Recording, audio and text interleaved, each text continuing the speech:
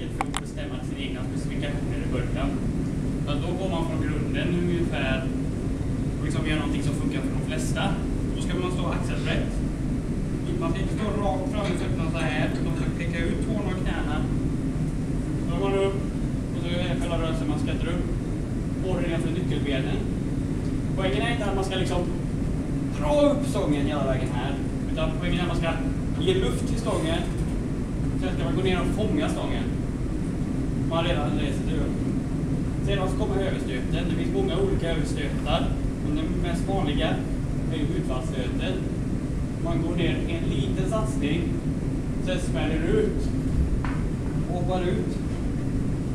Där liksom går under sången. Det är samma precis som i frivändningen. Poängen är inte att du ska liksom bara trycka upp den.